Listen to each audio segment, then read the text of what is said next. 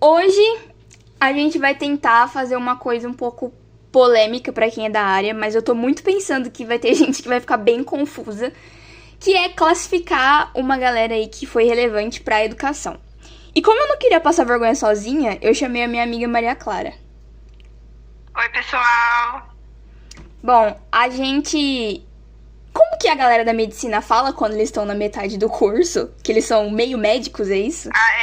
Meio médico. Nós somos meio pedagogos. Meio pedagogas. Exatamente. A gente vai hoje usar a nossa autoridade de meias pedagogas, acho que é isso, pra poder... Também não sei. pra poder classificar uma galera aqui que é relevante, a gente acha.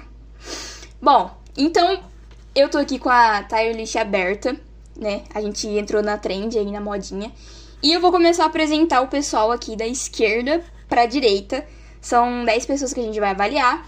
O primeiro senhorzinho aqui, branco e preto, é o Jean Piaget.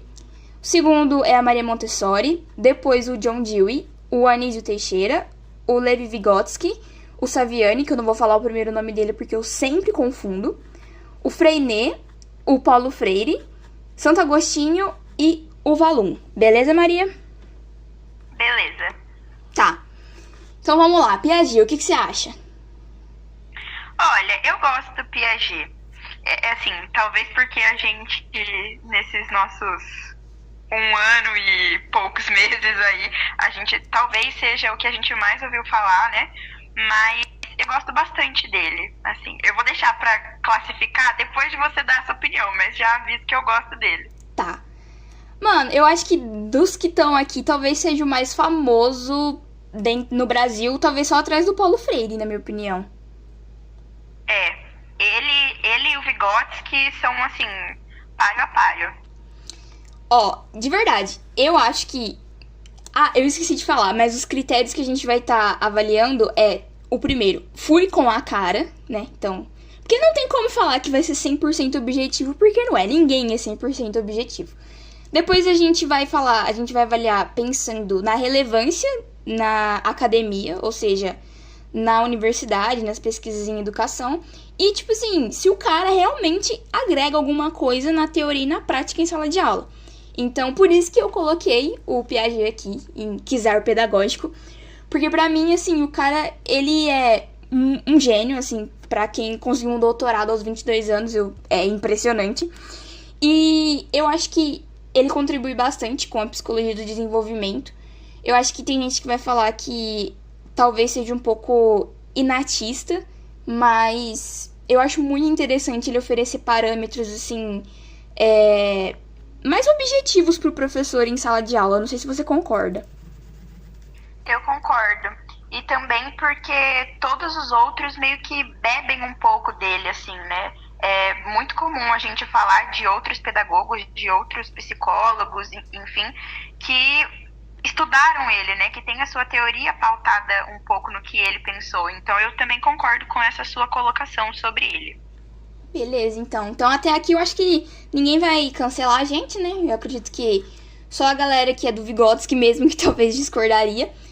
Lembrando que quanto mais próximozinho aqui do quadrado, é melhor, tipo assim, na nossa avaliação, porque pode ter duas pessoas na mesma classificação. Só que quem tiver mais próximo aqui é quem tá mais no top aí da educação.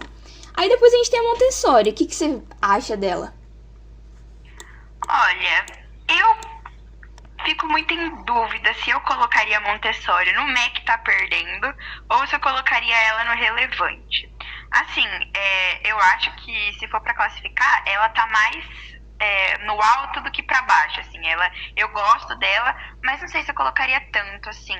Ela é relevante e tudo mais, mas eu fico, às vezes eu ainda tenho um pouco de dúvida e um pouco de questionamento sobre essa pedagogia de, tipo, colocar... Claro que a criança, ela tem que ter a sua relevância e tudo mais, mas até que ponto, sabe? Até que ponto a gente pode colocar ela no centro para o professor não perder a sua função ali também. Então, tendo isso em vista e, tipo, pensando um pouco nisso, eu não colocaria ela no top, assim, mas eu colocaria ela aí entre MEC tá perdendo e relevante. Ainda estou me decidindo em qual dos dois, e você? Ó, eu acho que eu colocaria ela no relevante. Por quê? Porque, tipo assim, de verdade, quando a gente ouve falar em Montessori, a primeira coisa que a gente pensa é em brinquedo infantil. Então, eu acho que talvez em sala de aula, muito difícil você ver alguma coisa diretamente influenciada por ela. Eu imagino que mais as escolas particulares, pensando em material. Então, assim, eu acho que ela tem a sua relevância, mas... Enfim, não acho que o MEC tá perdendo.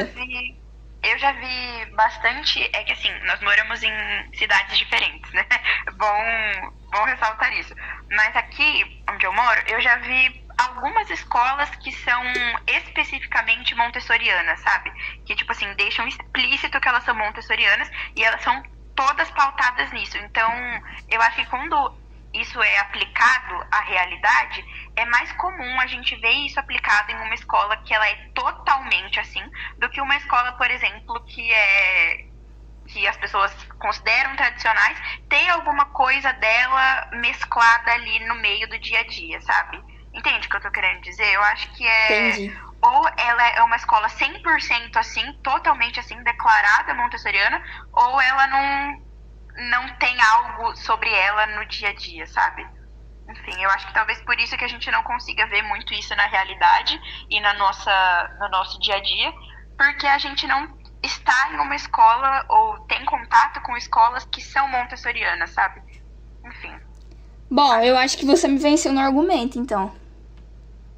Não, mas eu concordo com ela estar no relevante, mas é só um questionamento, um pensamento sobre o porquê que talvez a gente não tenha tanto contato assim com a pedagogia dela. Tá certo. Bom, próximo, o grandioso John Dewey. Diga-me sobre ele. Porque, assim, super polêmico, né? Eu colocaria ele no relevante também. Tipo assim, pensou e discutiu coisas ótimas, mas no fundo, sabe? Tipo, não sei. Ele é muito... Eu acho que é muito controverso, porque ele... enfim, a escola nova, né, foi aquela grande revolução da pedagogia e tudo mais, mas eu acho que é muita teoria e pouca prática, sabe? A gente não tem o necessário, pelo menos aqui no Brasil, eu acho, para levar adiante os pensamentos dele. Então eu colocaria no relevante, mas talvez não para o nosso contexto social, enfim, a nossa infraestrutura e tudo mais. Entendi. Mano, eu acho assim, o Dewey é pragmatista, né? E pra uma pessoa que é super, assim, da filosofia, do transcendental, eu acho muito difícil colocar ele em algo que... acima do que eu faria melhor. Entendeu? Eu acho assim, o questionamento dele acerca dos métodos... Porque escola nova, acima de tudo, é método, né? Não é tanto conteúdo. Tanto que o Saviani e a galera que é da linha do Saviani, né? Que é o cara que meio que criou a pedagogia histórico-crítica, que é uma linha pedagógica aí brasileira. Ele critica isso, né? E essas pessoas criticam isso, de que fala-se muito sobre método e pouco sobre conteúdo. Então, talvez eu acho, na minha humilde opinião, que o Dewey ficaria aqui, porque comparando com os outros dois que a gente elencou aqui, acho que ele não fez... eu tô tentando dizer isso de um jeito que não seja ofensivo e não seja, tipo, nossa, quem é você pra falar do John Dewey, sabe? Mas assim, eu vou colocar aqui. Próximo. Anísio Teixeira, que inspirou o nome lá do querido INEP, né? Querido INEP, acho que não... Vamos estar repensando esse nome, mas enfim. O que você tem a falar sobre ele? Assim, além do INEP, a gente tem alguma coisa de fato dele, assim, na prática hoje, porque ele era escola novista, né? Mas ser progressista nos anos 30 e intelectual era, tipo, ser escola novista. Vou ser muito sincera aqui, tá? com os critérios que a gente tem, que é fui com a cara, relevância e agrega na realidade, eu tenho pouquíssima coisa a falar sobre ele. Porque eu não lembro da gente, tipo assim, falando da relevância. Eu não lembro da gente estudando sobre ele, assim. Beleza, o nome do cara tá no INEP, mas na realidade dos nossos estudos, assim, o que a gente já estudou sobre ele? Escola Nova. Que é super mais conhecido por causa do Dewey do que por causa dele. Exato. Então, assim, até na coisa que ele se destaca, também tem outra pessoa que se destaca mais, sabe? Entende o que eu quero dizer? Exato. Dito isso, eu faria melhor atrás do Dewey. Não sei se eu faria melhor mesmo, mas pode ser, pode colocar aí. Ó, Vygotsky. Fala do nosso querido soviético. Olha, eu gosto do Vygotsky também, hein? E, ó, opinião talvez que você discorde um pouco. Tá, mas eu já até imagino o que é. até um tempo atrás, eu preferia o Piaget do que o Vygotsky. Atualmente, eu prefiro o Vygotsky. Não acredito. Sim. Assim, eu acho que os dois, eles não são opostos, né? Eles se complementam muito, eles têm que ser estudados juntos, principalmente porque eu acho que a gente, quando fica excluindo muito, sabe? Tipo, segregando muito, tipo assim, ou é só isso ou é aquilo, a gente acaba perdendo muita coisa boa. Então, eu acho que eles têm que ser estudados juntos, porém, se for pra escolher um, eu gosto muito do Vygotsky. Eu acho que ele tem muitos conceitos e muitos estudos que são muito atuais. Não que o Piaget não seja, mas o Vygotsky, ele tem mais essa coisa da relação, né, do relacionamento. E eu gosto muito dos estudos do Vygotsky sobre a fala. Eu acho sobre a questão da fala interior, anterior, enfim, não sei, esqueci agora. Mas sobre como o pensamento ele se forma e a relação do pensamento com a linguagem, enfim, eu gosto muito dele. Então eu colocaria ele antes do Piaget, inclusive. Pra quem me conhece sabe que ser materialista histórico já perde pontos comigo, mas assim, dentre todos os materialistas, o Vygotsky me surpreendeu, de verdade. Eu acho que, apesar de tudo, né, porque Vygotsky e Piaget a galera coloca meio que na mesma coisa do construtivismo, né, apesar de que quem é piagetiano e vygotskiano, assim, não gosta muito disso. Mas, principalmente quem é a galera do Vygotsky, né, vai preferir o termo sócio-interacionismo. Mas, É verdade. na minha opinião, o Vygotsky, além de ser materialista, tá, mas eu vou deixar isso de lado, eu acho que as conceituações dele, por conta de ter morrido cedo, ficaram muitas lacunas. E a questão, por exemplo, da ZDP, que é a Zona de Desenvolvimento Proximal, eu acho que ficou muito vago, sabe? Então, o Vygotsky, ele tem contribuições, mas eu acho ele mais inespecífico do que o Piaget. Mas eu coloco ele em czar pedagógico porque não tem como negar que o cara contribuiu muito para as pesquisas em educação. Concorda? Certo. Bom, Saviani. Assim, Esse eu vou deixar você falar. Você pode tomar a frente. Ó, assim, eu coloquei o Saviani aqui porque eu senti falta de representantes brasileiros. E apesar de eu conhecer algumas pessoas que têm uma boa filosofia da educação também, mas que vão na contramão do que o Saviani diz, eu acho que hoje na universidade de pedagogia no Brasil, principalmente na universidade pública, não tem como você não escutar o nome desse cara. E é um cara que, assim, eu nunca tinha ouvido falar antes de entrar na pedagogia. Não sei se pra você foi a mesma experiência. Sim. Então, eu tenho a impressão de que ele tá muito dentro dessa bolha pedagógica, assim, da universidade em questão. Só que ele faz levantamentos muito interessantes, porque ele é um cara que ele vai bater tanto na escola tradicional quanto na escola nova. E muita gente, e ele acaba arrumando briga com muita gente, porque ele vai brigar com a escola tradicional, porque ele é um materialista histórico, né? Ele é um, assim, tentando não ser polêmico, ele é um socialista, então, pra ele tem essa questão da escola ser uma ferramenta, né? De uma espécie de elevação da cultura popular, alguma coisa nesse sentido, assim, de transmitir o conteúdo sistematizado para os alunos da classe trabalhadora. Então, para ele, essa é a função da escola. Só que pros escolanovistas ele vai ser tradicional demais, tanto que às vezes ele é até acusado de ser meio... Não por causa da questão da escola nova, mas por ser muito da questão do conhecimento sistematizado, de ser até chamado de elitista por algumas pessoas. Eu não tenho muito conhecimento sobre o Saviani, confesso, porque justamente sobre isso que você falou, que antes de entrar na faculdade de pedagogia eu nunca tinha ouvido falar sobre ele. Aí você entra na faculdade e é Saviani do início ao fim, né? Tipo, os nossos conteúdos de base foram muito sobre o Saviani, assim, sobre os estudos, os textos e artigos do Saviani, enfim. E, assim, não vou com a cara dele, porém, eu acho ele relevante. Só que não tão relevante quanto os outros nomes que estão nessa lista. Então eu não sei se eu coloco ele irrelevante, se eu coloco eu faria melhor. Eu não sei. Assim, do MEC tá perdendo pra cima, de jeito nenhum. Mas de relevante pra baixo, eu não sei. Assim, eu não acho que seria melhor recortar EVA, porque eu acho que dá pra se tirar bons secções dele. Com certeza.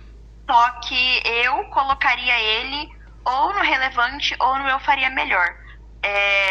Levando em consideração a minha lista e as outras pessoas que eu classifiquei, eu acho que eu colocaria ele no eu faria melhor. Até por conta do ranço que eu peguei de tanto ouvir falar dele no primeiro ano de faculdade, né? Então, enfim. Mas, assim, eu acho interessante. Só não gosto tanto. Bom, desculpe professoras e professores de História da Educação e Filosofia da Educação, mas eu acho que ele só ganha do Anísio Teixeira.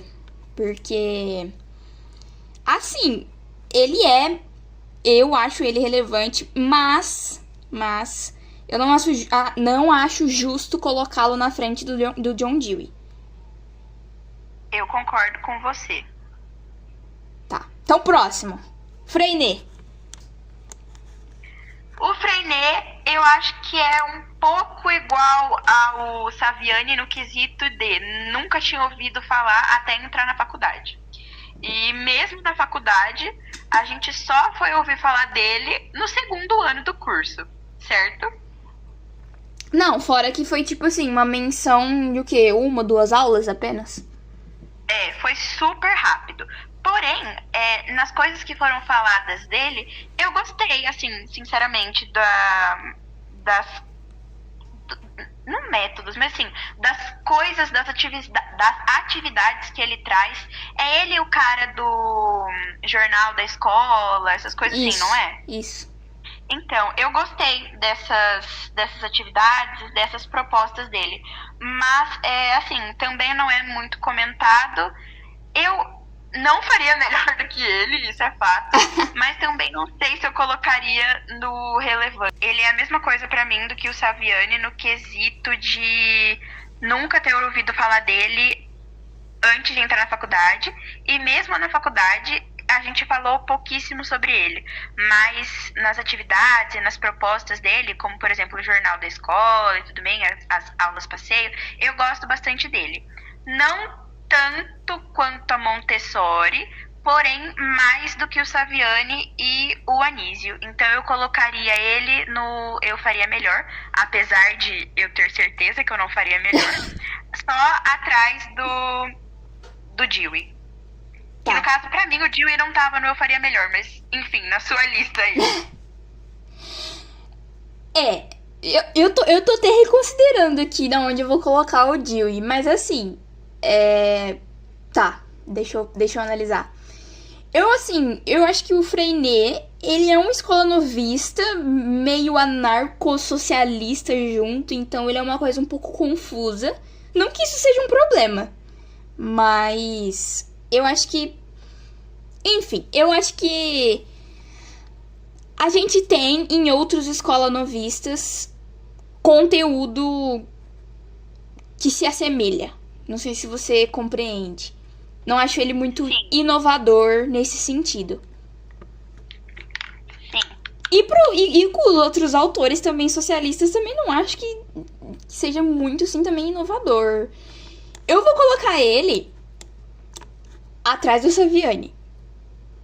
Eu acho que, pra quem não é brasileiro, isso vai ser estranho. Mas, no contexto brasileiro, eu ainda acho que o Saviani é mais relevante do que o Freinet. Tudo bem. Tá, agora, rufem os tambores, que a gente vai falar da figura mais polêmica da educação brasileira. Adivinhe quem é? Paulo Freire. Eu acho que acontece muito dessa deturpação, assim, porque ele era muito focado no EJA, né, na educação de jovens e adultos. E quando a gente pega o método dele, né, das palavras geradoras e tudo mais, para aplicar com crianças que estão começando a aprender agora, eu acho que surgem alguns problemas. Eu gosto desse contexto, né, de tipo assim, começar a alfabetizar por palavras que são significantes para as pessoas que estão aprendendo, só que isso, não sei, se cola muito pra mim quando é criança, tipo, de 6 anos de idade, que se distrai muito, que tem que aprender, tipo, do básico, não tem o que fugir. É uma ideia boa, mas eu acho que ficar inventando firula muitas vezes só complica o processo. Enfim, eu gostei das cartas do Paulo Freire, né, que a gente leu, né, do livro Professora Cíntia Não, eu gostei bastante. Então, eu colocaria ele irrelevante. Pra mim, ele é relevante. O que pega mais, assim, é a galera que usa ele pra debater coisas que não são necessariamente o que ele tava querendo falar, sabe? Enfim. Eu vou começar falando pelo que eu gosto dele. Que, de fato, são as palavras geradoras. O que eu entendo e que pra mim faz sentido são as palavras geradoras. Como, assim, isso que você falou, eu não sei. É porque eu não apliquei isso com as crianças. Então, pra mim, é um pouco confuso. Mas, de qualquer forma, eu acho que, na minha opinião, eu acho que ele é um pouco superestimado. Não sei se você concorda com isso. Mas... Mas eu acho que o Paulo Freire é assim. Quem gosta não assume que ele disse certas coisas. Ou que ele é certa coisa. Quem não gosta também não assume que ele é certa coisa, entendeu? Eu acho que ficou um pouco confuso, assim. Quem não gosta dele não consegue enxergar que ele falou coisas além de militância política. Entende? Agora, quem gosta dele, e eu ouvi isso de um professor nosso, que inclusive se alinha ao posicionamento do Paulo Freire, de que ele não é um cara de esquerda, entendeu? E pra mim isso não faz sentido, porque tá muito claro isso na obra dele. Só que ele também não é só isso. Não é só militância política. Ele também tem contribuições para além. Mas, num panorama geral, bom, mas superestimado. No Brasil, eu acho que o Saviani é melhor. Nossa, não esperava por essa. Enfim, só pra dar um contexto sobre o negócio lá das palavras geradoras, tipo assim, eu faço parte do PIBID, né? E no PIBID, trabalhando com a alfabetização das crianças, gente, elas não sabem, assim, o básico, assim, tem uma defasagem muito grande. E, às vezes, ficar insistindo nessas palavras geradoras, essas palavras que fazem sentido pra criança, só vai fazer a criança se estressar, sabe? Pelo menos essa foi a minha experiência com crianças muito específicas, né? Não com uma sala inteira, mas enfim. Faz a criança, quando você foca muito em uma coisa só, sabe? Não sei se por essa geração ou se o que se é pela idade, elas se distraem muito rápido e o que no começo fazia sentido começa a não ter mais sentido, sabe? Por tanta insistência em um vocábulo só, em uma coisa só, em um texto só, em uma parlenda só. Enfim, posso dissertar mais sobre para você depois. Mas esse é o que eu tenho vivido e que tem feito sentido para as minhas observações ultimamente. Hashtag desabafo. Ó, eu coloquei... Eu não sei se eu falo primeiro do Agostinho ou do Valum, porque vai ter gente que vai falar, meu Deus, o que o Agostinho tem a ver com isso? Então, eu vou falar sobre o Valum primeiro. Vou ser bem direta, na minha opinião, o Mac tá perdendo. Porque eu acho que, apesar, né, enfim, não vou me aprofundar muito nisso, mas eu acho que sobre motricidade eu vejo que falta muito nas escolas, principalmente públicas. Eu acho que tem pessoas que ainda acreditam que crianças pequenas conseguem ficar sentadas durante 5 horas. E como você mesmo falou agora sobre uma questão de atenção e de foco, eles não conseguem. Eu entendo que existe uma questão das telas, né? De ser uma geração que aparenta ser cada vez mais ansiosa ao longo, né? Gerações cada vez mais ansiosas, né? Você é justa com os pequenos. Mas eu acho que essa inquietação é um pouco natural da idade. Então eu acho que quando o Valum lembra que a criança é mente, mas também é corpo, e o aprendizado tá nesse movimento, eu acho que estamos perdendo ao não considerar isso na prática. Eu concordo com você nisso que você falou. Eu também acho que o Valum tá aí no MEC tá perdendo. Beleza. Agora o último. Agostinho. Fala primeiro e eu explico depois porque eu coloquei ele aqui. Agostinho. Eu não sei se eu tenho muita coisa pra falar sobre o Santo Agostinho, na verdade. Porque, assim, faz um tempo que a gente estudou sobre ele, né? E a gente estudou sobre ele... Foi em filosofia? Foi, né? Foi. Filosofia da educação. Eu lembro que na época eu gostei bastante de estudar sobre ele. Mas, tipo assim, isso aí é uma opinião totalmente particular e de uma situação que a gente viveu. A gente fez uma prova sobre ele, gente, que foi, assim, foi triste essa prova. E eu não sei, eu fiquei com isso na minha cabeça.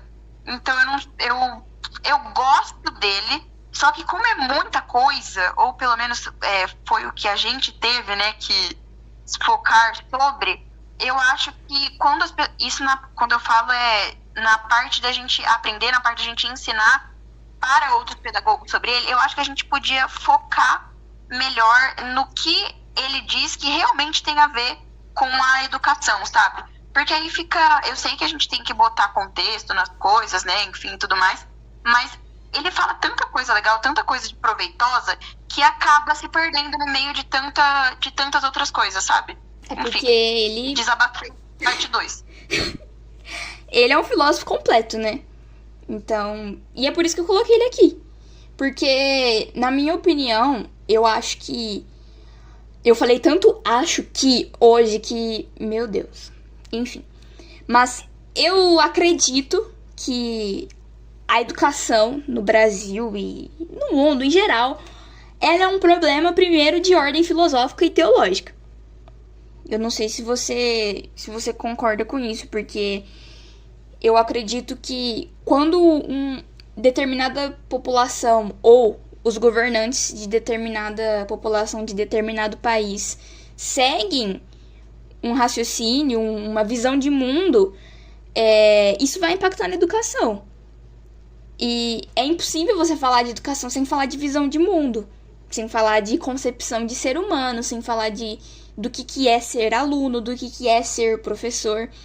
E eu acho que o Agostinho ele entra nisso, porque eu, enquanto uma pessoa cristã, vou valorizar muito o que ele disse. E eu acho que não só para quem é cristão, mas qualquer pessoa, antes de falar sobre qualquer coisa, sobre crianças que não estão aprendendo a ler, sobre índices ruins no PISA, a gente tem que falar sobre o que é a educação, quais são os objetivos dela. Então, pra mim, eu acho que o Agostinho ele fica aqui no Quiser Pedagógico. Eu realmente não sei se eu coloco ele na frente ou atrás do Vygotsky e do Piaget, porque Eles foram muito mais específicos nisso. E o Agostinho, ele foi mais amplo. Mas eu acho que ele fica aqui nessa tríade porque não tem como falar de conteúdo e de método sem falar de cosmovisão. Então, é isso. Então, assim, primeiro, antes de eu acrescentar outras coisas, eu prefiro muito mais o Santo Agostinho do que o São Tomás de Aquino. Comecei aí. Você vai apanhar, tá? Na rua. Oi? Você vai apanhar na rua, você sabe, né? Ah, fazer o quê? Mas enfim, com os critérios que a gente colocou, né? Tipo, com a cara, relevância agrega na realidade, eu não sei se eu colocaria ele tão alto assim. Porque foi o que você falou. Ele não é muito de especificar métodos, né? Ele é bem amplo, realmente. E apesar do que ele falou, dos dele, eu concordo com você sobre a questão da cosmovisão e tudo mais, sendo cristã. Mas eu não sei se isso na prática pedagógica, sabe, tipo, realmente, tipo, na questão metodológica, porque na minha visão, no meu modo de ver, né, a prática pedagógica em sala de aula, ela é muito metodológica, né? Podem falar que não, mas eu acho que sim. Então eu não sei se eu colocaria ele lá em cima por esse ponto específico, sabe? De realmente da atuação na sala de aula quanto ao método, quanto às atividades, enfim. Eu acho que eu colocaria ele no MEC tá perdendo. Mas eu gosto bastante dele também. Complicado. Tenso, Kaká. Bom, eu vou colocar aqui no final como que ficou a tier list da Maria. Eu espero que vocês tenham gostado. Eu peço, por favor, que ninguém se mate nos comentários e que entendam que, novamente, nós somos meias pedagogas. Então pode ser que daqui... Totalmente leigas, falando por mim. Não, totalmente leigas. Totalmente também não, né? Mas assim, tamo um pouco melhor do que... Não continuaria essa frase. Então eu vou deixar o tier list dela. Eu espero que vocês tenham gostado. E pode ser que daqui 2 anos, na nossa graduação, a gente venha e fala que a gente estava completamente errada. Mas é isso, eu agradeço muito pela participação da Maria. Foi muito legal participar. Muito obrigada por ter chamado. De nada, eu sei, eu sou incrível. E é isso. Falou e tchau.